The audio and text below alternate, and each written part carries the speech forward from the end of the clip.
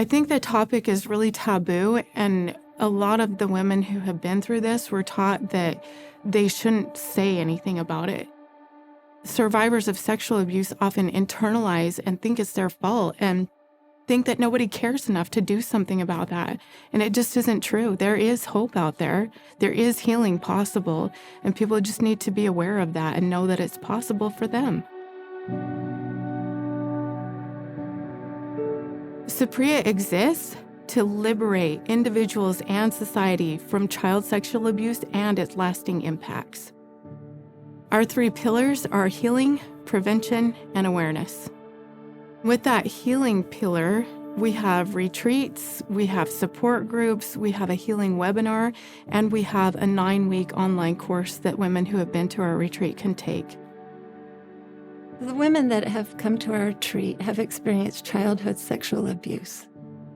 A lot of them deal with shame and feelings that it was their fault, but they carry those feelings of that shame throughout their life. It's something that you don't want to talk about. It's something that's hidden. They have so much courage to come to the retreats. It takes a lot of courage, and through that, they gain a lot of healing. We have this incredible employee named Cynthia. She's our chief relationship officer, and she had a meeting with Sandy. And with Minky, we have very similar mission-driven organizations. They met for over an hour. When Cynthia was on her way home from that meeting, she didn't even get home before she got a call and an offer to have 2,000 of these Minky blankets donated. When they arrive at retreat, we tour the room, and there is this beautiful Minky blanket wrapped up in a beautiful way, sitting on the bed. And I think they're in awe. It's something that they can connect their experience to the retreat with. It's something that they can put around them, that they can wrap themselves in, that naturally gives them a hug.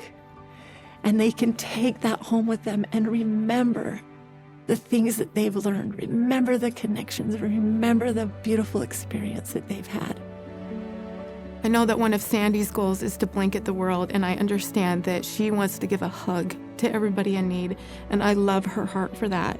And I hope she knows that she has accomplished that with these 2,000 blankets. She covered 2 years worth of participants at these retreats, and I love knowing that each of those women are cuddled up in one of those blankets. Our main goal at the retreat is to have the women come to a safe place, and I think that's really important. As I greet the women at retreat, I see scared eyes. I see nervousness. They are so terrified to face something that they've never wanted to talk about. And a lot of them struggle with touch, with physical touch. That's something that's really, really hard for our participants.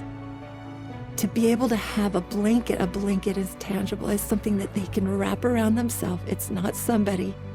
It's kind of like they're working their way into a real hug. So my hope for them is that every time they see that blanket, that they remember their worth. We want them to know that people care about them and that people care about their healing. And I know, because I've heard it so many times, that there is a ripple effect, that it's not just the participant that's being affected.